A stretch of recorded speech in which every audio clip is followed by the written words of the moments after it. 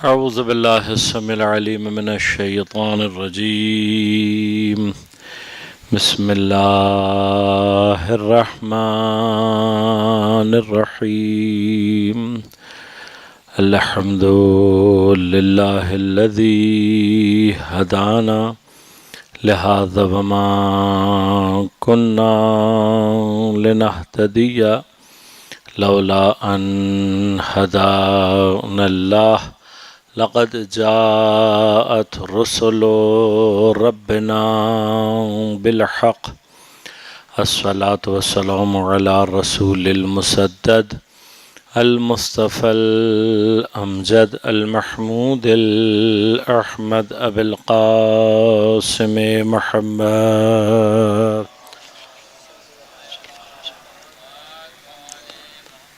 والصلاة والسلام على أهل بيته الطيبين الطاهرين المعصومين المظلومين الملتجبين المنتخبين، لا سيما بقية الله في الأراضين، روحي وأرواح العالمين لتراب مقدمه الفدا، ولعنة الله على أعدائهم أجمعين. أما بعد، قال الله تعالى في كتابه الكريم: بسم الله الرحمن الرحيم.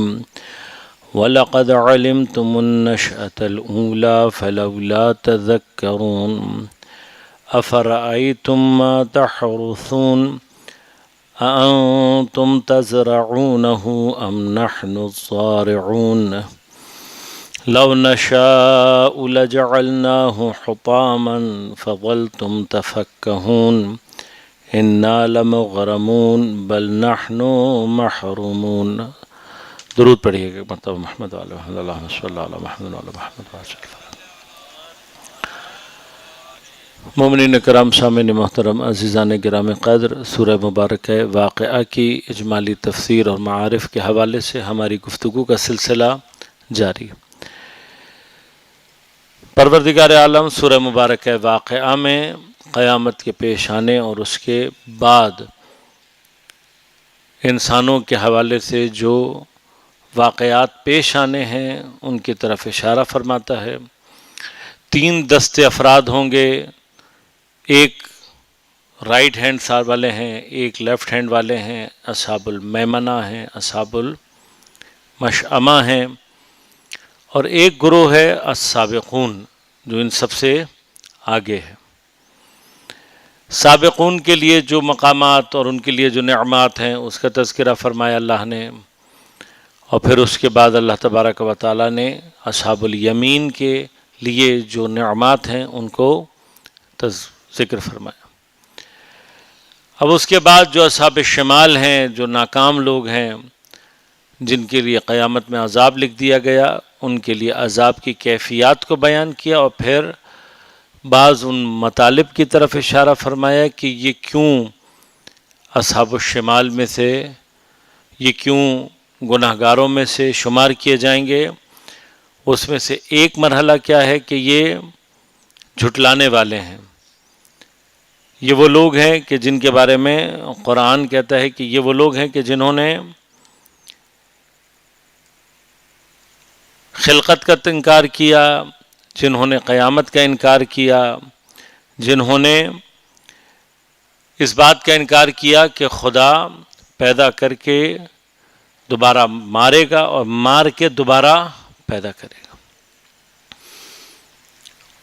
بعض اوقات انسان کو اس بات پر تو تقریباً ایمان رہتا ہے یا اطمینان رہتا ہے یا اس کی کیفیات ایسی رہتی ہیں کہ جی ہمارا پیدا کرنے والا خدا ہے، لیکن ہمیں مار کے دوبارہ زندہ کرنا اور حساب کتاب،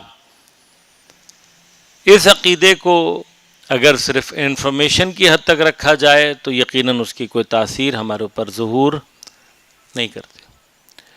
لیکن اگر اسی عقیدے کو انسان اپنے اندر واقعاً مضبوط کر کے عقیدہ بنا لے تو اس کا الٹیمیٹ ایفیکٹ خود بخود انسان کے وجود سے ظاہر ہونا شروع ہو جاتا. کم ترین ایفیکٹ اس عقیدے کا یہ ہے کہ انسان اپنے اعمال میں، اپنے کاموں میں، اپنے افعال میں محتاط ہو جاتا۔ یہ کم ترین چیز ہے کہ جس کو پروردگار عالم چاہتا ہے۔ ان تمام مقامات سے ڈرانے کا مرحلہ پروردگار چاہتا ہے، یہ انسان کی فطرت ہے کہ جب تک کوئی خوف اس کے لیے موجود نہ ہو، کسی چیز سے ڈر اس کے لیے موجود نہ ہو، تو اس کے اندر بے پرواہی کی کیفیت پیدا ہو جاتی ہے، لاپرواہ ہو جاتا ہے۔ پس انسان کے اندر انتباہ کی کیفیت، ہوش کی کیفیت، اس کو الرٹ رکھنے کے لیے بھی ضروری ہے، اور پھر ہر وہ چیز کہ جو اس کی کمال کی راہ ہمیں حائل ہونے والی ہے، اسی نسبت سے اللہ تبارک و تعالیٰ نے تمام چیزوں کو حرام، اور پھر اس کمال کو ہمارے لیے ممکن بنانے کے لیے کہ ہر وہ چیز جو ہمارے کمال کی راہ ہمیں حائل ہوگی، نہ صرف حرام قرار دیا بلکہ اس کو انجام دینے کے نتیجے میں خوفناک عذاب کا بھی وعدہ کیا، تاکہ ہم اگر دنیا میں بعض چیزوں کی ظاہری نقصانات کو اس کو سمجھ نہ بھی پا رہے ہوں، تب بھی کیا ہو، قیامت کے دن ہم اس کے عذاب کے خوف سے کم از کم اس کو چھوڑ دیں۔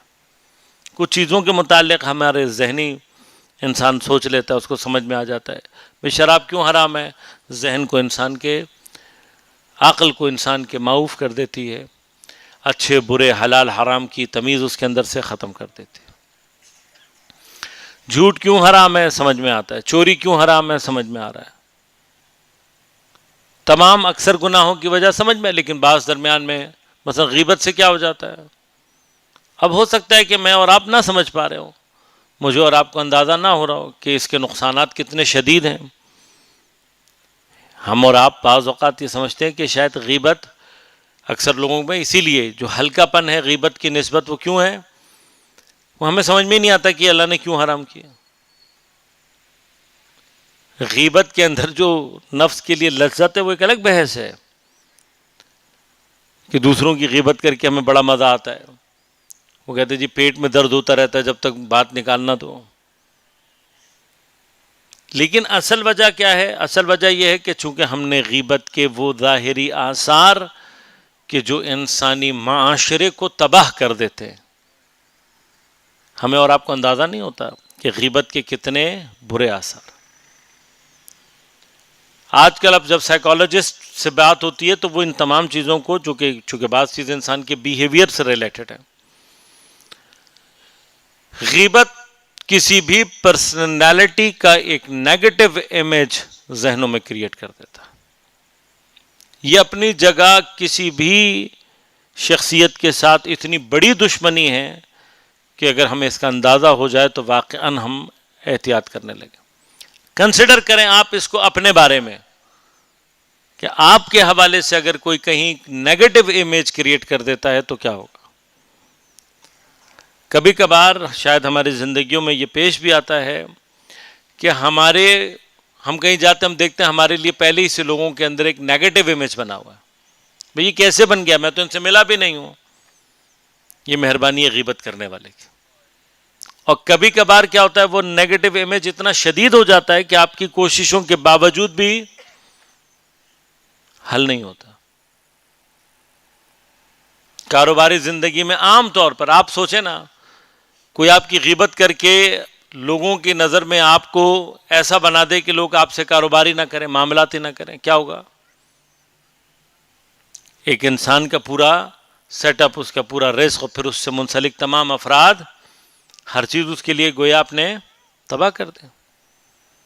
لہذا چونکہ ہمیں غیبت کے آثار ظاہری طور پر فیل نہیں ہو رہے ہوتے، محسوس نہیں کر رہے ہوتے، لہذا ہم سمجھتے ہیں کوئی بات نہیں، جانے دو۔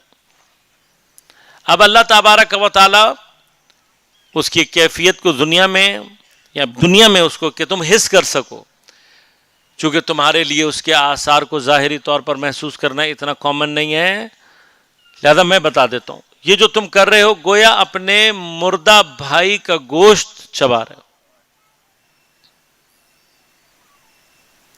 اتنی جو سخت تعبیر کی ہے تاکہ تمہیں اس کے آثار سو، جو برے آثار ہیں، اس کا اندازہ ہو سکے، اور پھر قیامت میں اس کے عذاب اور اس کے آثار، تاکہ تمہیں اگر یہ چیز نہیں بھی سمجھ میں آ رہی تو کم از کم اس عذاب کی وجہ سے تم اپنے آپ کو اس چیز سے دور رکھو۔ لہذا بنیادی طور پر عذاب کی جو فلسفی ہے اس کو بیان کرنے کی، اس کے خوف کی، وہ انسان کو ہر اس چیز سے روکنا ہے کہ جو اس کے کمال کے راہ میں رکاوٹ بن سکتا ہے۔ یہ پس اب غور کریں گے تو خود یہ عذاب کا وعدہ اور عذاب کا ذکر و تذکر انسان کے لیے پروردگار کی جانب سے ایک رحمت ہے۔ لہذا اب ان افراد کا جب پروردگار ذکر کر رہا ہے تو پھر اس کے بعد فرماتا ہے کہ تم غور کیوں نہیں کرتے ہو، ہم نے تمہیں کیسے بنایا، غور کیوں نہیں کرتے ہو کہ تمہاری موت کو ہم نے مقدر کیا، اگر تم انہی چیزوں کو سمجھ لو تو تمہیں دوبارہ آئندہ کس حالت میں بنایا جانا ہے، کیا تمہاری نشأت ہونی ہے، اس کے بعد کیا تمہاری خلقت ہونی ہے، ما لا تعلمون، تم نہیں سمجھ سکتے۔ یہ وہ جگہ تھی کہ بہت واضح طور پر نہیں جانتے تم، اور نہ اللہ تعالیٰ یہاں پر ہم سے چاہتا ہے کہ ہم سمجھنے کی کوشش کریں۔ کیوں؟ ٹیکنیکلی اس جہان کو سمجھنا، اس جہان کے حقائق کو اس طریقے سے درک کرنا عام طور پر انسان کے بس کی بات نہیں ہے۔ البتہ اگر انسان اپنے آپ کو روحانی طور پر ترقی دے اور ان مراحل میں داخل ہو سکے کہ جہاں پر انسان اس دنیا میں رہتے ہوئے عالم ملکوت کو، قرآن فرماتا ہے کہ ہم بہت جلد سنوریہم، ہم بہت جلد ان کو دکھائیں گے آیاتنا، اپنی آیات، فی الآفاق و فی انفسہم، فی انفسہم، ان کے اپنے نفوس کے اندر اور آفاق کی جو آیات ہیں، سنوریہم، ان کو بہت جلد دکھائیں گے۔ لیکن وہ دیکھنے کے لیے انسان کو اس مقام تک پہنچنا ضروری۔ اب اگر کوئی وہاں تک پہنچ جائے تو حتیٰ اس دنیا کے اندر بھی ان تمام کیفیات کو درک کرنے کی صلاحیت پیدا کر سکتا ہے، لیکن ایسے بہت ہی تھوڑے سے لوگ۔ اب تذکر کا مقام کیا ہے؟ وَلَقَدْ عَلِمْتُمُ النَّشْأَةَ الْأُولَىٰ، یہاں پر علم سے مراد علم کی وہ بلند ترین سطح نہیں ہے، یقین کی منزل یا علم کامل مراد نہیں ہے۔ نشأۃ الاولیٰ سے بھی مراد ہماری خلقت اولیہ نہیں ہے جو روحانی کیفیت میں۔ نشأۃ الاولیٰ سے جو مراد ہے، چونکہ خود نشأت کے اندر ایک تو انیسیشن ہے اور پھر اس کے بعد ایک کنٹینیوٹی آف کسی چیز کو گرو کرنا، اس کو بنانا، ان دونوں چیزوں کے اوپر لفظ انشاء صدق کرتا ہے۔ مثلا اب مجھے نہیں پتا آج کل کے دور میں بچوں کو جو ہے وہ اردو میں انشاء لکھوائی جاتی ہے یا نہیں، تو تھوڑے سینئر ہیں، مطلب جنہوں نے تھوڑا بہت اردو کو چکھا ہوا ہے ان کو یاد ہوگا۔ انشاء یہ ہوتا تھا کہ آپ نے لکھنا ہے، ٹیچر لکھائے گا اور آپ نے خود سے لکھنا ہے، تو اس کے اندر ایک انیسیشن ہے اور دوسرا نشأت یعنی کنٹینیوسلی اس کو لکھنا۔ عربی میں اگر انشاء کہا جائے تو زبانی، یعنی ہمارے ہاں تو انشاء کا معنی ہوتا تھا کہ وہ بولے گا اور آپ نے اس کو سن کر لکھنا ہے، لیکن عربی اور فارسی میں انشاء کے جو صحیح اور پرفیکٹ معنی ہیں، یعنی آپ خود سے کسی چیز کو ایجاد کریں۔ بنیادی طور پہ عربی میں اور فارسی میں جو انشاء کا معنی ہے، اردو میں بھی ٹیکنیکلی معنی یہ ہے، ہم نے اسکولوں کی سطح پہ اس کو تھوڑا سا دوسرے معنی میں لیا، ورنہ اصل انشاء کیا ہے کہ آپ کو ایک موضوع دے دیا جائے اور آپ سے کہا جائے آپ خود لکھیں، مضمون نگاری جس کو کہا جاتا ہے۔ یہ بنیادی طور پر اگر آپ کوئی رٹا ہوا مضمون لکھ رہے ہیں تو یہ انشاء نہیں کہلائے گی۔ انشاء کیا کہلائے گی؟ ایک ٹاپک ہے، آپ نے اسی وقت سوچا، اسی وقت ایجاد کرنا، یہ انشاء۔ لقد علمتم النشأۃ الاولیٰ، تمہاری جو نشأہ اولیٰ ہے، ابتدائی جو تمہاری یہ خلقت جس کو اب تم درک کر سکتے ہو، علمتم، تمہیں معلوم ہے۔ اب یہاں سے معلوم سے مراد میں نے عرض کیا وہ دقیق مرحلہ نہیں ہے، انسان جیسے جیسے ترقی کر رہا ہے اپنی ہی خلقت، اپنی ہی نشأۃ اولیٰ کے بارے میں اس کو چیزیں سمجھ میں آ رہی ہیں، جیسے جیسے ترقی کرتا جا رہا ہے ویسے ویسے اور زیادہ سمجھتا جا رہا ہے۔ لیکن بنیادی طور پر انسان کو یہ بات بہت بہت ہی ابتدا سے معلوم ہے کہ پروردگار ہمیں ایک بہت ہی ہلکے سے پانی سے خلق کرتا ہے۔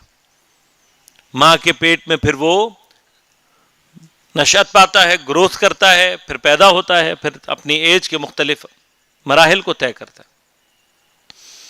یہ سارے مراحل سورہ روم کی آخری آیات بھی ابھی آپ کے ذہن میں ہوں گی، وہاں پہ اللہ تعالیٰ نے جو بیان کیا کہ تمہیں ہم نے خلق کیا من ضعف ثم قوت پھر ثم اس کے بعد دوبارہ ضعف و شیبت.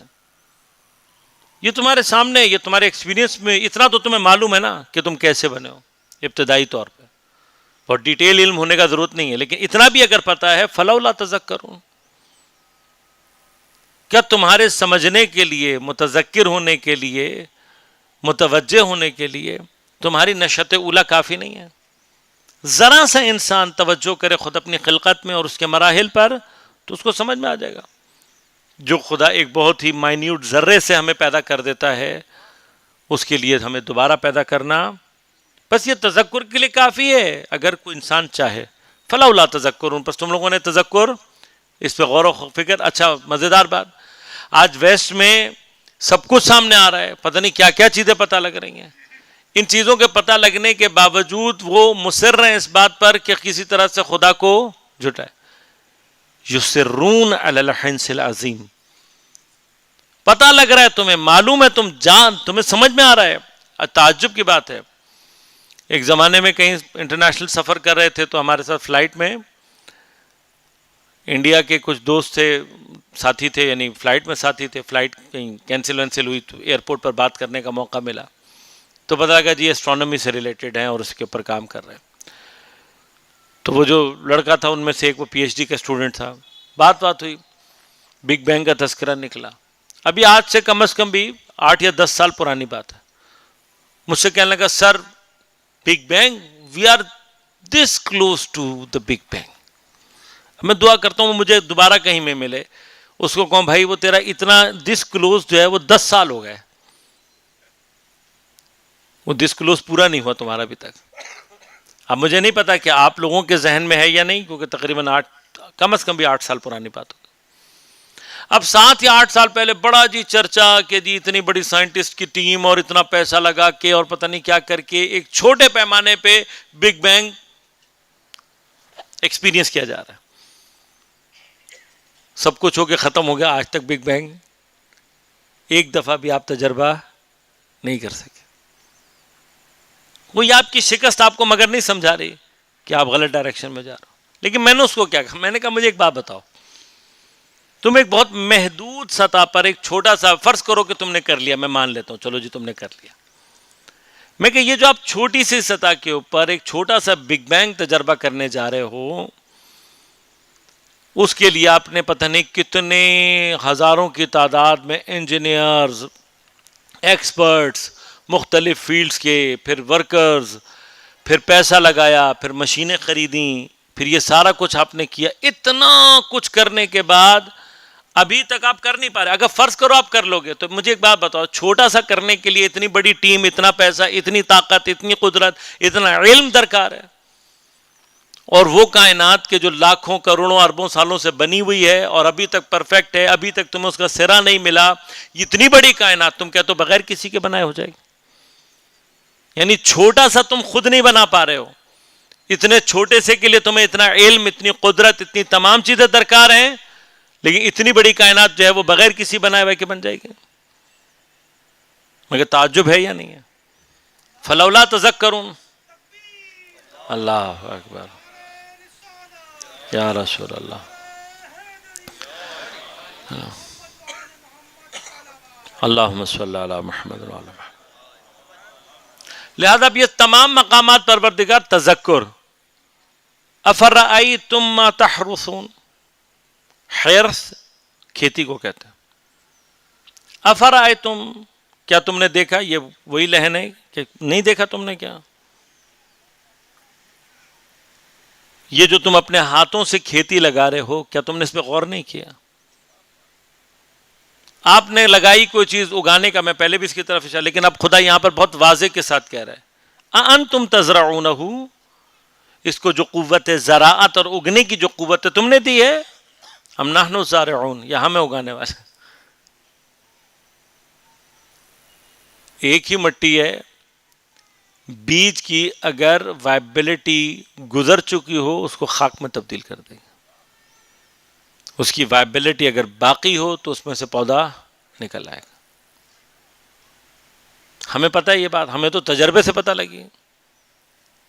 کوئی اور چیز دفنا دیں مٹی کے اندر خاک ہو جاتی ہے, لیکن جیسے ہی آپ بیج بوتے ہیں وہی مٹی اس کو زندگی دے دیتی ہے. پھر زندگی بھی عجیب انداز سے دیتی ہے. پودے کے اندر سے جب پودا نکلتا ہے, کبھی آپ نیٹ کے اوپر اس کی کوئی ویڈیو وغیرہ دیکھیں جس طریقے سے دانہ کھلتا ہے. دانے کے دو پارٹ ہوتے ہیں ہمیشہ, تقریباً ہر دانے کے اللہ نے دو پارٹ رکھے ہیں. ہمیں اور آپ کو نہیں پتہ لگے گا نا. آپ مثلا گٹھلی آج کل آپ رمضان میں روزانہ کے حساب سے تجربہ کر رہے ہوں گے. کیا گٹھلی فرض کریں اگر آپ بوئیں گے تو آپ کو پتا ہوگا کہ اس میں سے اوپر والا حصہ کہاں سے نکلنا ہے اور نیچے والا جو جڑ بننی ہے وہ حصہ کون سا ہے؟ ہم تو اپنے حساب سے بو دیتے ہیں, ہمیں نہیں پتا کہ کیا ہونا ہے اس کے ساتھ. لیکن ایک قدرت ہے جس کو پتا ہے کہ اس کا ایک پارٹ شاخ بن کے اوپر جانا ہے اور ایک پارٹ اس کا جڑ بن کے نیچے جانا. کبھی آپ اپنے گملے میں گھاس لگ جاتی ہے اس کو نکالتے ہیں, اوپر سے کتنا نرم سا نازک سا ہوتا ہے, اندر جڑ اتنی مضبوط ہوتی ہے کہ بعض اوقات آپ کی کوشش کے باوجود بھی وہ جڑ نکل نہیں رہی ہوتی. پودے کے اوپر کبھی واقعاً انسان غور کرے, میں نے بعض جگہوں پہ حیات کے متعلق اور موت کے متعلق مجالس میں اشارہ بھی کیا ہے. قوت حیات کو اگر سمجھنا ہو تو پودے بہترین اگزامپل ہے. یہی جو گٹھلی ابھی آپ کھجور کی کھا رہے ہیں, وہ مضافتی جو آتی ہے, کیا نام ہے, کھجور کتنی نرم سی ہوتی ہے, اس کو کھاتے ہوئے دل یہی چاہتا ہے آدمی کو کہ اس میں گٹھلی نہ ہو تو اور مزہ آئے گا. لیکن کہیں آپ نے اگر بے دہانی میں زور سے چبا لی اور گٹھلی اس کے اندر موجود ہوئی تو دانت ہل جائے گا, گٹھلی کو کچھ نہیں ہوتا. آج کل ٹرائی کیجیے گا, ابھی گھر جا کے ایک کھجور کھائیے گا اور تھوڑی دیر تک کوشش کیجیے گا کہ میں اس کو دانتوں سے توڑ دوں. تھوڑی سی کوشش کیجیے گا, زیادہ نہیں کیجیے گا. صرف اس قوت کو محسوس کیجیے گا جو اس سختی اس گٹھلی کے اندر موجود ہے, آپ کے سخت دانتوں سے بھی نہیں ٹوٹے گی. پھر کوئی چھوٹی موٹی کو کوٹنے کی چیز لے کے ذرا اس کو اس پہ تھوڑا سا ہتھوڑی بھی مار کے دیکھیے گا, عام ہٹ سے ٹوٹے گی بھی نہیں. لیکن جب یہی گٹھلی زمین کے اندر جاتی ہے اور خدا قوت زراعت کے تحت اس کے اندر سے حیات کو نکالتا ہے تو یہی گٹھلی پھٹتی ہے, فالق الحب, دانے کو پھاڑنے والا. کیسے؟ یعنی وہ چیز جس کو ہماری اور آپ کی دانتوں کی قوت توڑ نہیں پا رہی, ہتھوڑی توڑ نہیں پا رہی, نکلے گی زمین سے. جب یہ پودا نکلے, ایک کبھی کھجور کا پودا بھی لگائیے گا گھر میں, اور جب اس کی ابتدائی کومپل نکلے اس کو ہاتھ لگا کر دیکھیے گا کتنی نازک ہوتی ہے, اور پھر یہ سوچئے گا کہ حیات کی قوت کتنی شدید ہے جو اس دانے کے اندر سے اتنی نرم کومپل, اتنے سخت دانے کا سینہ چاک کرتی ہے اور اپنے آپ کو ظاہر کرتی. تم نے کیا؟ ام نحن الزارعون, یہ کام کرنے والے, اگانے والے ہم. لو نشاء لجعلناه حطاما فظلتم تفکہون, اگر ہم چاہتے نا ان تمام چیزوں کو, حطام چھوٹی چھوٹی لکڑیوں کو ریزہ ریزہ کر دینا, اگر ہم چاہتے نا یہ سب ختم ہو جاتا, سب ریزہ ریزہ ہو جاتا. فظلتم تفکہون, فقہ ویسے فاکہہ جیسے پیچھے گزرا ہے پھل کے لیے استعمال ہوتا ہے, لیکن کبھی کبھار عربی میں اس کا ایک استعمال حیرت سے کھلے ہوئے منہ کی طرف بھی ہوتا ہے. شاید جو ریلیشن ہے وہ یہ ہے کہ پھل کھانے کے لیے آدمی منہ ہر کھانے کے لیے کرتا ہے, لیکن معمولاً پھلوں کو کھاتے ہوئے آدمی کا دہن زیادہ کھلتا ہے. شاید اس سے کوئی ریلیشن اس کا ہو, شاید. حیرت سے کھلے ہوئے منہ, فظلتم تفکہون, ہوتا ہے ہمارے ساتھ. اگر آپ کبھی عام طور پر کوئی چیز لگانے کی کوشش کریں اور خدا کا ارادہ اس کو نہ اگنے کا ہو، انسان کھڑا ہوا صرف حیرت سے دیکھ رہا ہوتا ہے کہ سب کچھ تو ٹھیک تھا، پھر یہ کیوں نہیں ہوگا؟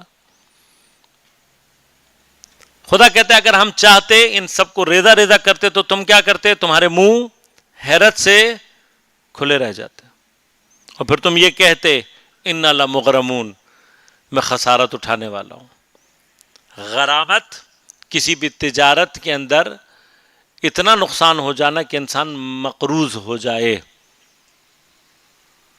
اب معمولاً کیا ہوتا ہے، انسان کو اگر خاص طور پہ ایگریکلچرل فیلڈ میں اگر نہیں اگا تو پھر حیرت سے منہ کھلے رہ جاتے ہیں بیچاروں کے، کسانوں کے، اور وہ یہی کہہ رہے ہوتے ہیں انا لمغرمون بل نحن محرومون۔ صرف یہی نہیں، اگر ہم تمہاری زراعت کو تباہ کر دیں تو تم یہ کہو گے بل نحن محرومون، ہمیں محروم کر دیا گیا، ہمیں اس چیز سے دور رکھا گیا۔ افرأیتم الماء الذی تشربون، یہ جو پانی تم پی رہے ہو، نہیں دیکھا تم نے؟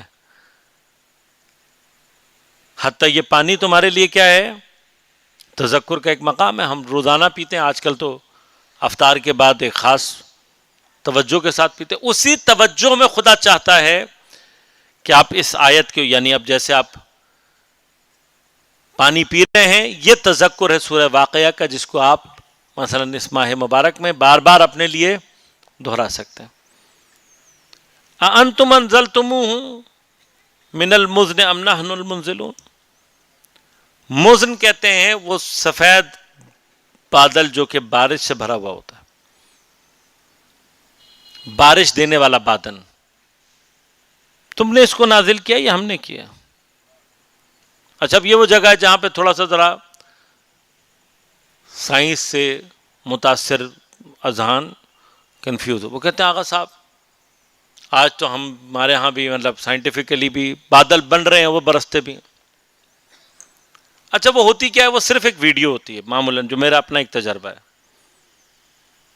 اس ایک ویڈیو سے آگے آپ کو بظاہر آپ جائیں گے، آپ کو کوئی ایک جنریٹر ہے، اس میں سے پتہ نہیں کیا نکل رہا ہے، اور وہ کھڑے ہو کے کہہ رہے ہیں دیکھو جی ہم نے یہ بنا دیا ہے، اور پھر آپ کو ایک اور جگہ دکھا دی جہاں بارش ہو رہی ہے، اس نے کہا بھئی یہ ہم نہیں برسائی۔ اتنے ہم سائنس سے متاثر شدہ لوگ ہیں کہ ہم فوراً یقین کر لیں گے کہ ہاں یہ اس نے کیا۔ ایک سمپل سا سوال کہ فرض کرو تم نے یہ جنریٹر بنا کے اس کے اندر کوئی بڑی ڈینسی بھاپ بنا دی ہے، واقعا تم اس بات پر قادر ہو؟ ایک ہوا پروردگار بھیجے، ایک سیکنڈ میں غائب ہو جائے گا۔ کراچی والوں کو تو تجربہ زیادہ ہے، کبھی کبھار یہاں کراچی میں یہ کیفیت زیادہ ہوتی ہے، بادل آئے ہوئے ہوتے ہیں، کراچی والے بڑے حسرت سے آج تو بارش ضرور ہوگی، اور پروردگار ایک ہوا چلاتا ہے، منٹوں میں سب غائب۔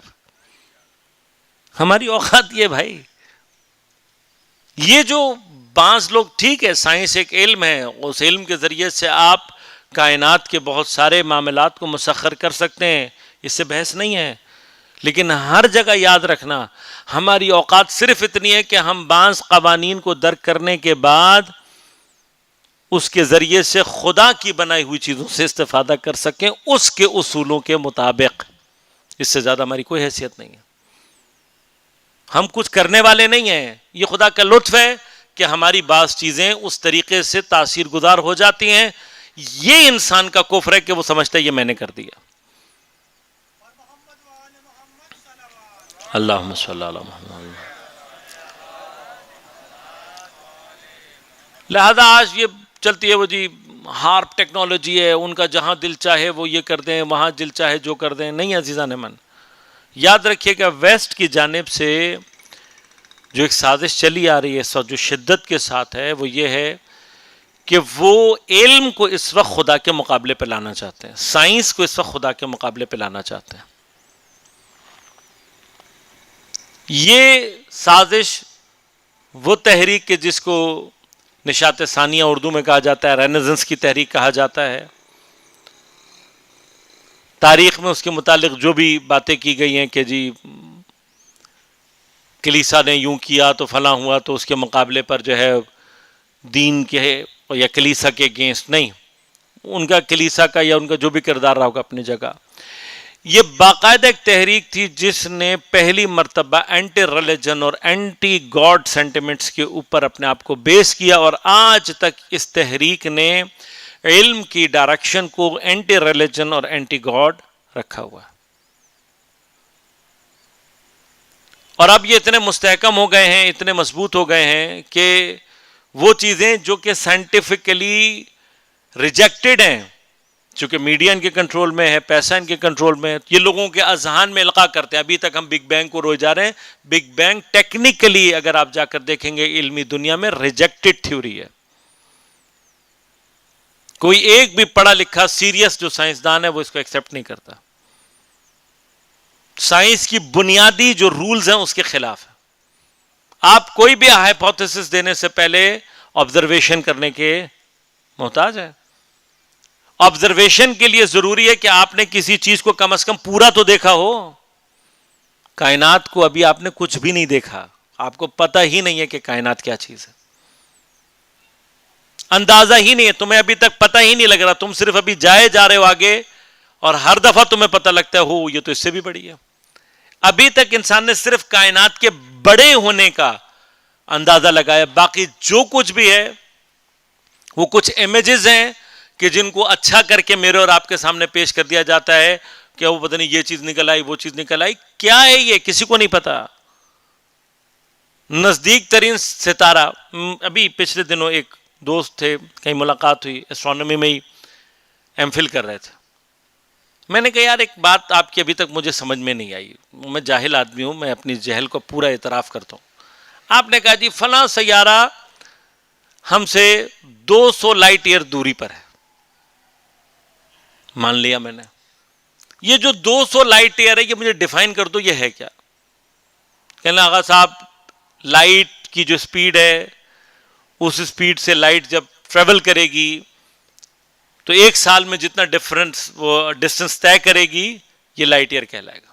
میں نے کہا اب جو تم نے کہا کہ یہ ستارہ 100 لائٹ ایئر دور ہے ہم سے, تو اس کے لیے یہاں سے لائٹ جائے 100 سال وہاں تک پہنچے پھر وہاں سے واپس آئے, تو 200 سال میں تو آپ کو پتہ لگے گا کہ یہ 200 سال آج تک کس نے آبزرو کیے, ذرا مجھے بتاؤ. میں لائٹ کے لیے ضروری کیا ہے کہ امیج کیسے بنتا ہے؟ لائٹ یہاں سے آتی ہے ہمارے اس کے اوپر پڑتی ہے تب امیج بنتا ہے. میں نے کہا آپ نے کہا جی فلاں ستارہ ہم سے پتہ نہیں کتنے 100 سال نوری, 1000 سال نوری سال ہے. میں نے کہا کس نے بتایا آپ کو بھائی؟ آپ کو کیسے پتہ لگ رہا ہے یہ جو آپ 1000 نوری سال کا فاصلہ کہہ رہے ہو, 1000 نوری سال کے لیے کیا پیرامیٹر کیا ہے آپ کے پاس؟ کیسے آپ نے ڈیفائن کر لیا؟ کوئی بھی ڈسٹنس معلوم کرنے کے لیے بہت سارے سوالات ہیں. مسئلہ صرف کیا ہے کہ سائنس کو, ایک زمانے میں کلیسا کی غلطیاں یہ تھیں, البتہ انہوں نے اس سے عبرت نہیں لی ہے. جہاں کلیسا نے یہ کہنا شروع کر دیا کہ بس ہم ٹھیک کہہ رہے ہیں, ہم سے کوشچن نہیں کرو, وہیں سے خرابی شروع ہو گئی. آج یہ غلطی سائنس دوبارہ کر رہی ہے. سائنس کہہ رہی سن مان لو, سوال نہ کرو. میں کیوں نہیں سوال کریں؟ سوال کے بغیر علم اگر ترقی کرتا ہے نہیں کرتا. دوسری جہت کیا ہو رہی ہے کہ چونکہ انہوں نے یونیورسٹیز پہ میڈیا پر قبضہ کیا ہوا ہے یہ اس وقت کوئی بھی اگر بگ بینگ کے خلاف بات کرے گا اس کو علمی دنیا میں زیرو کر دیں گے. آپ اس وقت اگر ایوولوشن کے خلاف بات کریں گے آپ کی ڈگریز کینسل, آپ کو کہیں جاب ہی نہیں ملے گی. اب یہ کرتے کرتے وہاں تک پہنچ گئے ہیں. یہ جو ان کی زورگوئی ہے, جو ان کا ظالمانہ اور استکبارانہ ایک رویہ ہے, آپ اپنے مطلب فیس بک پہ, اس پہ, ٹویٹر پہ, اپنے کسی بھی سوشل میڈیا کے اوپر مثلا ان کی عقیدوں کے خلاف کوئی ایک چیز لگا دیں, آپ کو ویزا ہی نہیں ملے گا. یہ ان کی آزادی رائے, یہ ان کی آزادی کی حقیقی شکل, یہ ہے ان کا علم دوست ہونے کی اصل تصویر. ان سے زیادہ متعصب اور ان سے زیادہ خبیث تاریخ میں کبھی کوئی نہیں رہا. لہذا سوال کی گنجائش رکھیں. سائنس کو ہم نے ہمیشہ کہا ہے, ہمیشہ کریٹیکل اور اینالیٹیکل اپروچ. دین کو بھی اینالیٹیکل اور کریٹیکل اپروچ کے ساتھ, ہم نہیں کہتے میں نے پہلے بھی یہ بات کہی تھی کہ ہمیں افتخار ہے اس بات کا. ہمارا مکتب الحمدللہ مکتب اہل بیت حقیقی اسلام ناب محمدی صلی اللہ علیہ وآلہ وسلم، جس نے اپنے وجود کو آپ کے حقیقی جانشینوں سے لیا، ہمیں افتخار ہے. ہم نے طول تاریخ میں جواب دیے ہیں اور اب بھی ہمارے علماء جواب دینے کے لیے موجود ہیں. جو دین سے متعلق جواب ہوگا انشاءاللہ آپ کو ملے گا. کہیں پر ہمارے ہاں اللہ کا شکر ایسی حالات کبھی پیش نہیں آئے. لہذا کریں، دین سے متعلق سوال کریں، کوئی مسئلہ نہیں ہے، لیکن سائنس کو بھی اسی انداز سے دیکھیں. بس یہ جو ہم ویڈیوز دیکھ کر ایک دم فوراً ہی وہ کر لیتے ہیں، اتنا آسان ہوتا نا تو دنیا میں اب تک صحرا ختم ہو چکے ہوتے. دنیا میں سے جتنے بھی یہ ابھی رو رہے ہیں، یہ جو آپ کو بتاتے ہیں نا کہ جی ہم جہاں دل چاہے بارش برسا دیں، ہم جہاں دل چاہے فلاں کر دیں، رو رہے ہیں اس وقت. آپ جائیں کبھی انٹرنیٹ پہ جا کے دیکھیے گا، اس وقت انوائرمنٹ کے حوالے سے سب سے زیادہ دکھڑا انہی کو لگا ہوا. اور اس کی اصل وجہ ایک اہم، البتہ میں بعض چیزوں کی خدا نخواستہ یہاں پہ حمایت نہیں کر رہا ہوں کہ جتنا انوائرمنٹ کو پلیوٹ کرنا ہے اتنا پلیوٹ کرو، یہ ہرگز نہیں ہے. اسلام کے اپنے قوانین اپنی جگہ پر، ہمیں بھی اسلام کے پوائنٹ آف ویو سے بھی کوئی حق نہیں ہے انوائرمنٹ کو پلیوٹ کرنے کا، یہ یاد رکھیے گا. ہم جو کچرا اپنے گھر سے باہر پھینک دیتے ہیں بغیر سوچے سمجھے، قیامت کے دن اس کا بھی جواب دینا پڑے گا، کیونکہ وہ ماحول کہ جس پہ سب کا اجماعی حق ہے، اجتماعی حق ہے، فرد کو کوئی حق حاصل نہیں ہے اس کو ڈپلیٹ کرنے کا، اس کو پلیوٹ کرنے کا کوئی حق نہیں ہے. یہ مت سمجھیے گا کہ کچرے کی تو تھیلی تھی پھینک دی ہم نے، نہ، یہ گلے میں آئے گا آپ کے قیامت کے دن. یہ اجتماعی حق ہے یہ. لہذا یہ نہیں کہہ رہا، لیکن وہاں ابھی تک رونا کیوں مچا ہوا ہے؟ ان کو اپنی تباہیاں سامنے نظر آ رہی ہیں. یہ اتنے طاقتور ہوتے تو جو زلزلے آ رہے ہیں ان کے ہاں جو طوفان آ رہے ہیں ان میں سے ایک آدھ کو بھی روک کے دکھا دیتے. اپنے ہاں آنے والے ڈراؤٹس کو، اپنے آنے والے قحط سالیوں کو، اپنے ہاں پیش آنے والے مسائل کو روک کر دکھا دیتے. تھوڑی سی کریٹیکل اور اینالیٹیکل اپروچ. خدا کہتا ہے تم نہیں کر سکتے، ہم نے نازل کیا. پھر غور کرو اس بات پر، لو نشاء وجعلناہ اجاجا فلولا تشکرون. اگر ہم چاہتے نا یہ پانی جو تمہیں سب پی رہے ہو اسے ہم کھارا اور کڑوا بنا دیتے. کھارے پانی کا ایکسپیرینس کراچی والوں کو تو بہت ہے. سمندر بھرے ہوئے ہیں، کتنا پانی ہے، کتنا پانی ہے سمندر، اندازہ لگا سکتے کوئی؟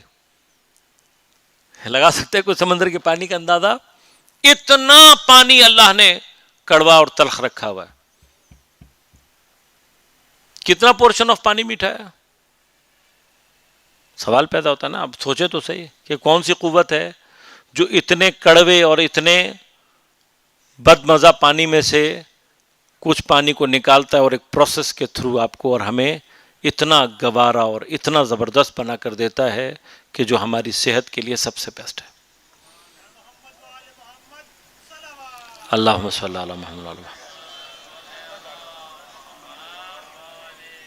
خدا کے لیے کام مشکل نہیں تھا کہ جہاں پانی ایویپوریٹ ہو رہا اس کے ساتھ سالٹ کے بھی کچھ مٹیریلز اس کے ساتھ ایویپوریٹ ہو جاتے اور جب بارش ہوتی تو کھاری بارش ہوتی. کیا ہوتا؟ ہم اپنے گھر میں بعض اوقات ایکسپیریمنٹ کرتے ہیں. آپ کے اے سی سے جو پانی نکلتا ہے آپ کو پتہ ہے بڑا صاف ستھرا ہوتا ہے. معلوم ہے آپ کو یہ بات؟ اے سی کے پائپ سے جو باہر پانی ٹپک رہا ہوتا ہے ہوتا بڑا صاف ستھرا پانی ہو. خواتین اگر اس سے کپڑے دھوئیں تو زیادہ اچھے دھلیں گے کیونکہ اس کے اندر کھارا پن نہیں ہوتا. لیکن یہ پانی آپ پی نہیں سکتے. کیوں؟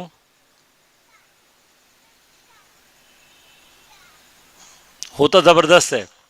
مثلا دوسری مثال دے دیتا ہوں آپ کو. آپ اپنے گھر میں دیگچی بنائیں، اس کے بخار بنیں گے، وہ بخار آپ پانی جو یہی پروسیس ہے نا بارش کا، بخار بنتے ہیں اور پھر ہوا میں چلے جاتے ہیں اور پھر وہ کنڈینس ہو کے دوبارہ قطرے بن کے ہاں بارش ہو جاتی ہے. یہی ہے پانی.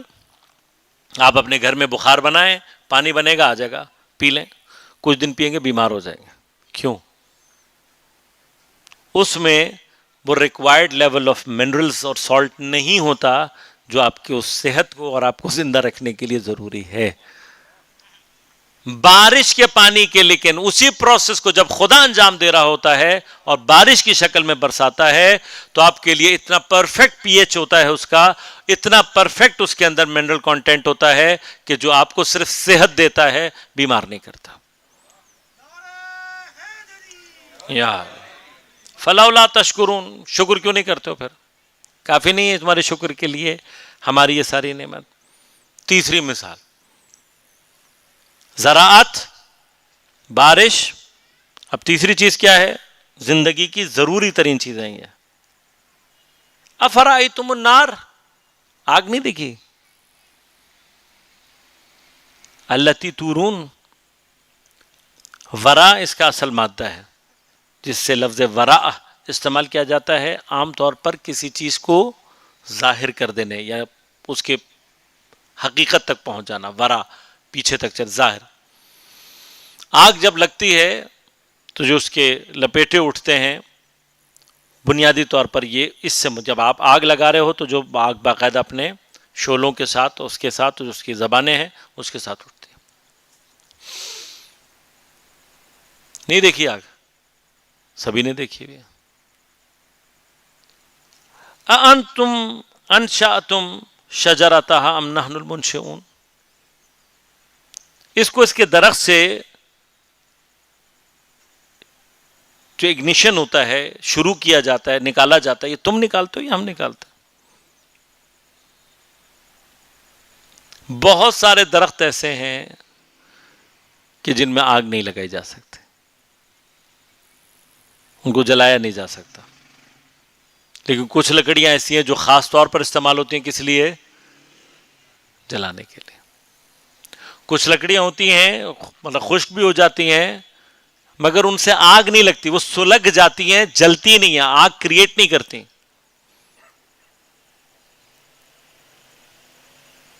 یہ گھاس پھوس ہوتی ہے، آپ نے دیکھا ہوگا، یا کچھ اسی طرح کے اور پودے ہوتے ہیں خودرو، ان سے آپ آگ، یہ لہذا کبھی بھی یہ استعمال نہیں ہوتے کھانے، کبھی ہوئے کھانے پکانے میں استعمال نہیں ہوئے، کبھی بھی یہ نہیں ہوتے، سلگ جاتے ہیں، جلتے نہیں ہیں. اب کتنا پرفیکٹ التی تورون، سلگنے والی آگ کی بات نہیں ہو رہی ہے ابھی. کون سی والی آگ کی بات ہو رہی ہے؟ وہ آگ جو باقاعدہ جل کے اور آپ کے کھانے کو پکاتی ہے. آگ کے حوالے سے بھی ایک بات آپ کو یہاں پہ بتا دوں، میری انفارمیشن یہ، اگر کوئی مجھے اس میں کریکشن کر سکے تو میں حاضر خدمت ہوں، لیکن ابھی تک سائنسدانوں کو ایگزیکٹلی نہیں پتا کہ آگ کی ریالٹی کیا ہے. ایگزیکٹلی دے ڈونٹ نو کہ یہ ہے کیا. لہذا اگر آپ کسی سائنسدان سے سوال کریں گے کہ مثلا یہ میٹر کی کون سی فارم ہے، سالڈ ہے، گیس ہے یا لکوڈ ہے؟ آگ کس میں آتی ہے؟ گیس نہیں ہے. سب سے زیادہ احتمال ہم کس چیز کا دیتے ہیں کہ شاید گیس ہوگی، نہیں گیس نہیں ہے. سالڈ اور لکوڈ تو ہمیں پتہ ہی ہے کہ نہیں ہے. اب جب گیس نہیں ہے تو کیا ہے؟ کیا چیز ہے آگ؟ تھوڑا سا گوگل پہ بھی آج سرچ کر لیجیے گا، ہو سکتا ہے آپ مجھ سے کوئی اچھا آنسر نکال کے لے آئیں تو مجھے بھی بتا دیجیے گا. تم نے اس کو کیا، یہ جو لکڑی جلنے والی ہے یہ آگ تم نے نکالی یا نحن منشئون؟ ہمیں اس آگ کو نکالنے والے. نحن جعلناها تذکرۃ ومتاعا للمقوین، یہ ہم نے کیا ہے کہ ہم نے اس آگ کو ایسا بنایا ہے کہ یہ تذکرہ ہے، ایک سوچنے کی جگہ. سوچو تو صحیح کہ یہ آگ چیز کیا ہے،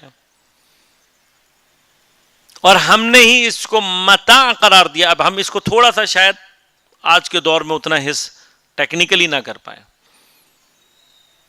لیکن ہم نے اس کو مسافروں کی متاع قرار دیا. مسافروں کی متاع سے کیا مراد ہے یہاں پہ؟ جو لوگ لمبے سفر کرتے تھے، ٹریولنگ کرتے تھے زیادہ، عام طور پر جانور مل گیا، پرندہ پکڑ لیا یا کوئی اور چیز اطراف میں سے نکل آئی، پرابلم کیا ہوگی؟ پکائیں کیسے؟ عام طور پر جو لمبے سفر کرتے تھے ان کے لیے جو امپورٹنٹ ایشو ہوتا تھا وہ کیا ہوتا تھا؟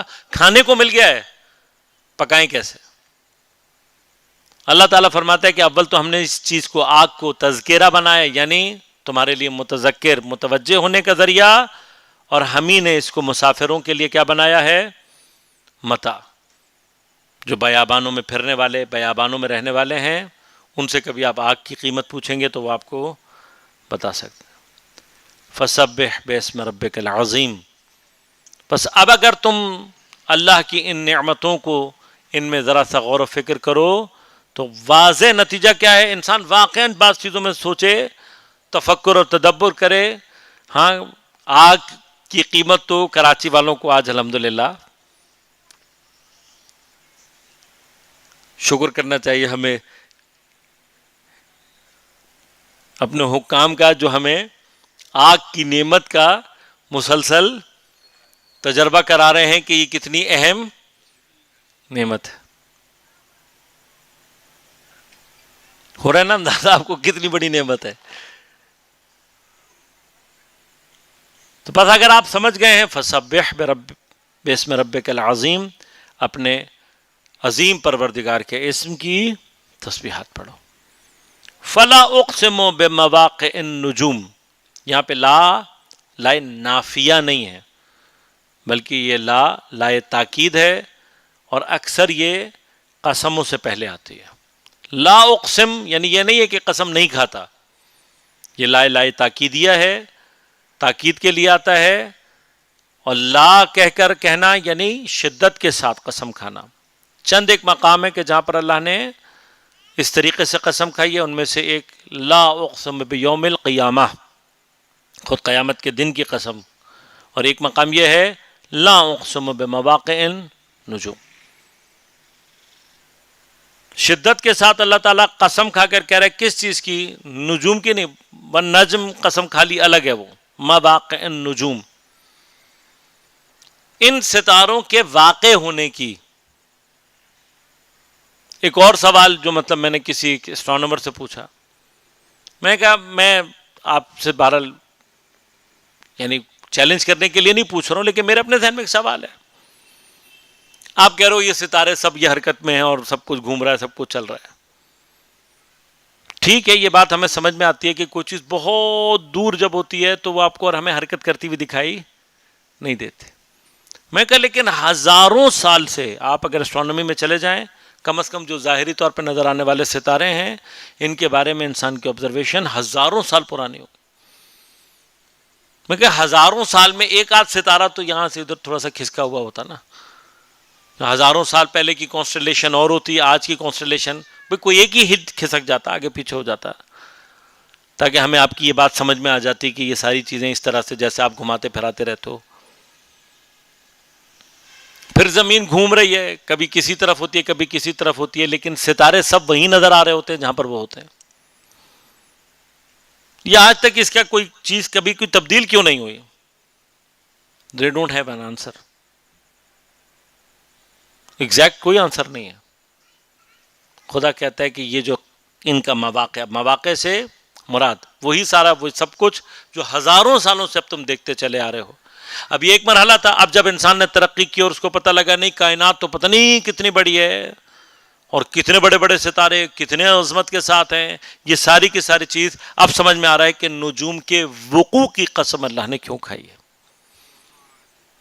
صرف ان کے ظاہری کیفیات پر نہیں ہے۔ اور پھر اس کے بعد کا جو دوسرا جملہ ہے وہ واقعاً بڑا زبردست ہے، وَإِنَّهُ لَقَسَمٌ لَوْ تَعْلَمُونَ عظیم۔ اگر تم سمجھ جاؤ تو تمہیں پتہ لگے گا کہ یہ قسم بھی جو میں نے کھائی ہے یہ کتنی عظیم قسم ہے۔ اب اس کی عظمت کس میں؟ اس کی عظمت آج ظاہر ہو رہی ہے۔ کیا آپ نے پہلے یہ سمجھا کہ ستارے یہی ہیں؟ جب آپ نے ٹیلیسکوپ بنائے تو پتہ لگا اس سے بھی زیادہ ہیں، پھر جب آپ نے ریڈیو ایکٹیو ٹیلیسکوپ بنائے تو پتہ لگا بہت زیادہ ہے، پھر آپ جیمز ویب کو لے گئے، آپ نے خلا میں لگا دی تو پتہ لگا اب آپ تک صرف سبحان اللہ کے علاوہ ٹیکنیکلی اگر دیکھا جائے تو ستاروں اور کائنات کی جو وسعت ہے ٹیکنیکلی سوائے سبحان اللہ کہنے کے اور کوئی چیز انسان کے پاس نہیں بچتی۔ اور سوچنے کا مقام صرف یہ ہے کہ جس خدا نے اتنی عظیم کائنات بنا دی ہے وہ خود کتنا عظیم ہوگا۔ خدا ہم سب کو قرآن پڑھنے، سمجھنے اور اس پر عمل کرنے کی توفیق عنایت فرمائے۔ پروردگار ہماری کوئی عبادت تیری بارگاہ میں اگر قبولیت کے درجے پر ہے، تجھے واسطہ ہے تیری اس عظیم کتاب کا اور خود تیری عظمتوں اور عزتوں کا، قرآن کے حقیقی وارث امام زمان علیہ الصلوۃ والسلام کے ظہور میں تعجیل فرما، تمام علماء مراجع اعظام کی حفاظت فرما، مومنین کو اپنے حفظ امان میں رکھ، ان کی پریشانیوں کو دور فرما، مشکلات کو آسان فرما، ہم سب کو امام زمان علیہ الصلوۃ والسلام کے خیر اعوان و انصار میں شمار ہونے کی توفیق عنایت فرما۔ ربنا تقبل منا انک انت السمیع العلیم برحمتک یا ارحم الراحمین۔ مومنین، آج کی نشست کے حوالے سے اگر کسی نے کوئی سوال کرنا ہو۔ ابھی آپ نے قسم کا ذکر کیا اللہ تعالیٰ کی، السلام علیکم سب سے پہلے تو ابھی آپ نے قسم کا ذکر کیا اور آپ نے بتایا کہ قسم کی شدت آپ نے بتائی ہوتی، جب خدا جب قسم کھاتا ہے تو آبویسلی وہ میری آپ کی طرح تو نہیں ہوتی، وہ ایک اس میں آبویسلی ایک شیورٹی یا بہت ایبسلیوٹنس کی کیفیت ہوتی ہے۔ یہ تو شدت والی جو قسم ہے خدا کی طرف سے، اس کی کیا امپلیکیشن ہے یا کیا امپورٹنس ہے؟ آبویسلی جی وہ میں پوچھنا چاہ رہا ہوں۔ کل میں اس کی زیادہ توضیح انشاءاللہ کوشش کروں گا دے دوں، لیکن قسم کی دو اہم جو رخ ہیں وہ یہ ہیں کہ ایک، جس چیز کی اللہ تبارک و تعالیٰ نے تقریباً قسم کھائی ہے اس کی انسانوں کی زندگی کے اندر امپورٹنس ہے، تقریباً جتنی بھی چیزیں کھائی ہیں قسم کھائی ہے اللہ نے، کوئی اسپیسیفک ایسی چیزیں ضرور ہیں، امپورٹنس ہے کہ جس کی طرف اللہ تعالیٰ ظاہری طور پہ بھی ہمیں متوجہ کرنا چاہتا ہے، لیکن ستاروں کے لیے جب اس نے کہا کہ تم سوچو یا سمجھو تو یہ بڑی عظیم ہے، تو میں نے عرض کر دیا آپ کی خدمت میں کہ وہ عظمت کی کیفیت ابھی ہمیں سمجھ میں آ رہی ہے، یعنی اس وقت انسان کائنات کو دیکھ کر جتنا سرگردان ہے، یعنی واقعاً سوچنے کی ضرورت ہے آپ کو، کبھی صرف یہ بیٹھ کر سوچیں نا کہ یہ کتنی ایمنس ہے کائنات، یہی صرف ایک عظمت کا پوائنٹ جو ہے یہ سمجھنا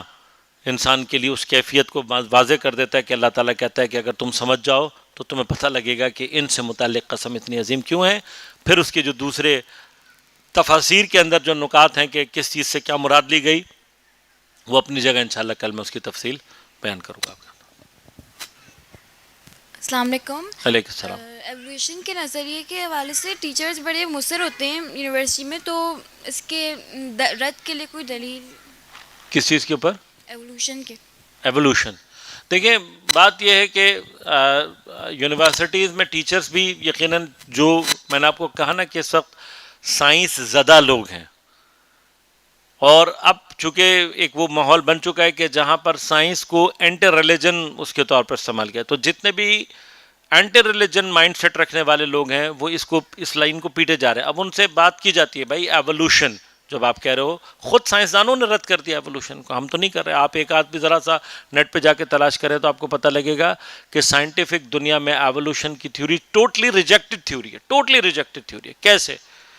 آپ کسی ایک جگہ ثابت کر دو ہمیں ایولیوشن، کم از کم بھی انسان کی ریکارڈڈ ہسٹری ہزاروں سالوں میں، ریکارڈڈ ہسٹری بھی جو ہماری ہے وہ ہزاروں سالوں میں تو ہے کم از کم، مطلب بھائی یہ جو ابھی ہم 2000 کچھ میں بیٹھے ہوئے ہیں یہ تو ڈیفینیٹلی ریکارڈڈ ہے نا، اس سے پیچھے کی بھی تقریباً گریکس کے زمانے سے اگر آپ گریک کا زمانہ لگا لو تو تقریباً 3000-4000 سال کی ریکارڈڈ ہسٹری، اس ریکارڈڈ ہسٹری میں کوئی ایک چیز ایولیوٹ ہو آپ ہمیں دکھا دو، ہزاروں سالوں میں تو ہونی چاہیے نا، دنوں میں نہیں ہو رہی، سالوں میں، ہزاروں سالوں میں آپ بتا دو۔ پھر جو جینیٹکس انجینئرنگ میں چیز سامنے آئی ہے اس نے اتنی شدت سے ایولیوشن کو ریجیکٹ کیا ہے، وہ یہ کہتے ہیں کہ ہر اسپیشی کا اپنا جینیٹیکل کوڈ ہی الگ ہے، یعنی اگر ایولیوشن ہوئی ہوتی تو کیا ہوتا، مثلا مثال آپ نے کہا جی یہ چھپکلی کبھی ڈائناسور تھی، حالات خراب ہو گئی چھپکلی بن گئی، تو بھائی اس کی چھپکلی کے اور ڈائناسور کے یا اس سے ریلیٹڈ جو مشابہ چیزیں ہیں ان کے ظاہری تشابہ کا ایک نتیجہ کیا نکلنا چاہیے تھا کہ ان کا جینیٹیکل کوڈ ایک دوسرے سے میچ کرتا، نہیں کرتا۔ سب سے زیادہ حیران کن بات یہ، یعنی وہ فروٹس جو بالکل ایک جیسی شکل کے ہوتے ہیں ان کے جینیٹیکل کوڈ کہیں پر بھی ایک دوسرے سے میچ نہیں کرتا۔ بائیو جینیٹکس میں پی ایچ ڈی کرنے والے ایک دوست سے میری بات ہو رہی تھی، میں نے کہا بھیا یہ جین مین آپ کرتے رہتے ہو ہمیں تو پتہ نہیں کیا ہے، آپ بتا دو کیا ہے۔ کہہ رہا آغا ابھی تک تو کسی کو سمجھ میں نہیں آیا کہ جین کیا ہے۔ میں کہا کیوں؟ کہنے لگے کہ آغا جین بھی ہم جس کو کہہ رہے ہوتے ہیں وہ کیمیکل فارمولا ہے، ہمیں ابھی تک یہ سمجھ میں آیا کہ کیمیکل فارمولا ہے. اب یہ کیمیکل فارمولے کو کس نے بتایا ہے کہ تم نے آگے چل کے میٹھا بننا ہے, کڑوا بننا ہے, کھٹا بننا ہے؟ نوبڈی نوز. لیکن خود جینیٹک انجینئرنگ نے اور جینیٹکس نے یہ ثابت کر دیا تھا کہ ایوولوشن نامی کوئی چیز نہیں ہے, ہر چیز اسپیسیفکلی ایک الگ ڈیزائن کے حساب سے بنی ہوئی ہے. بس یہ بات قرآن پہلے بھی, قرآن کئی جگہوں پہ اس کو کہہ بھی چکا ہے کہ یہ جو چیزوں کے اندر مشابہت ہے یہ تمہیں کہیں غلط جگہ پہ نہ لے جائے. بالکل ایک ہی زمین سے نکلنے والے شکل میں دکھائی دے. اگر پلپ رکھا ہوا ہو اس وقت یہاں پر, مثلا نارنجی کا, مالٹے کا, گریپ فروٹ کا, میٹھے کا, لیمو کا, پلپ دیکھ کے کوئی بتا سکے گا کہ کون سی ہے؟ پلپ سے کوئی نہیں بتا سکتا. لیکن جیسے ہی آپ ٹیسٹ کریں گے ہر چیز الگ ہوگی. یہ جو چیز اب ہونا کیا چاہیے کہ بھئی یہ مالٹا, نارنجی, وارنجی یہ جو آپس میں ایک دوسرے کے ملتے ہیں تو ان کے جینیٹیکل کوڈ بالکل میچ ہونے چاہیے. بھائی اس کی مثلا دو چیزیں الگ, نہیں ایسا کچھ نہیں ہے. تو اس نے ٹوٹلی ریجیکٹ کیا ہے. اب بات یہ کہ کوئی مصر ہے اس کے اوپر تو وہ اس کا اپنا مسئلہ ہے. السلام علیکم. وعلیکم السلام. اگر یہ جو ساتوں آسمان کا کانسیپٹ ہے کہ 7 آسمان ہے, اور ابھی جیسے ہم لوگ دیکھ رہے ہیں کہ ڈسکوریز اور جتنی بھی فائنڈنگز آتی ہیں, جیسے آپ نے خود بھی بتایا کہ مطلب ملین بلین لائٹ ایئرز اوے, تو کیا یہ ساتوں آسمانوں کا کانسیپٹ سم تھنگ فزیکل ہے, یا یہ ایک مطلب اس دنیا کے بعد کی کوئی چیز ہے, یا ایسی کوئی چیز ہے جسے انسان کی آنکھ در نہیں کر سکتی؟ دیکھیں, آسمانوں کے حوالے سے جو بحث ہے نا وہ بڑی پیچیدہ بحث ہے, علماء میں اور روایات میں بھی رہی ہے. ابھی تک ٹیکنیکلی نا مطلب بہت زیادہ کلیئر پکچر کسی کے پاس نہیں ہے. لیکن جو روایات سے کچھ باتیں سمجھ میں آتی ہیں وہ یہ آتی ہیں کہ عالمین کے اعتبار سے دیر از اے پاسبلٹی کہ ایون فزیکل ورلڈ میں کوئی ایک حد ہو جو آپ کی آسمان اول بنتی ہو, کوئی دوسری حد آسمان آپ کی دوم سوم بنتی ہو. لیکن پھر اسپیسیفکلی کچھ آسمانوں کے بعد آپ جس ڈائمنشن میں جا رہے ہیں یعنی جائیں گے وہاں پر میٹر ختم ہو جائے گا. اب جہاں میٹر ختم, یہ ہمارے اپنے لیے ایک بڑا مسئلہ ہے. یعنی ہم اس کو اگر سوچنا یا درک کرنا چاہیں تو یعنی ہمارے اندر یہ قابلیت نہیں ہے کہ بیونڈ میٹر ہوتا کیسے ہے. بیونڈ میٹر کی جو کیفیت ہے یہ ہم اس کو نہ سمجھ سکتے ہیں نہ درک کر سکتے ہیں. لیکن جو محسوس ہوتا ہے وہ یہ ہوتا ہے کہ کچھ آسمانوں کے بعد یعنی کچھ آسمان فزیکل ہو سکتے ہیں, باقی جو آسمان ہیں they are not physical. Physical نہیں ہے, وہ نان بیونڈ میٹر سلسلہ. اب وہ کہاں اور کتنا اور کیسے ہے بعض روایات میں شاید اشارہ ہے, لیکن میری اس پہ زیادہ ایکسپرٹیز نہیں ہے. اچھا, اسی سے کنیکٹنگ جیسے قرآن میں دنیا کا ذکر ہے, تو دنیا ایز پلانٹ ارتھ کا ذکر ہے یا پورے عالمین کا, یعنی پوری یونیورس جس کو ہم کہتے ہیں کہ جس کے اندر معمولاً جو دونوں چیزوں پہ ناظر ہے, یعنی باقاعدہ ارض کہہ کر جو خاص طور پر کہا گیا ہے that is specifically related to the planet earth. لیکن جب دنیا کہا گیا ہے تو تقریباً بے معنی مٹیریل ورلڈ کی طرف ہے جو کہ انکلوڈس ایوری تھنگ.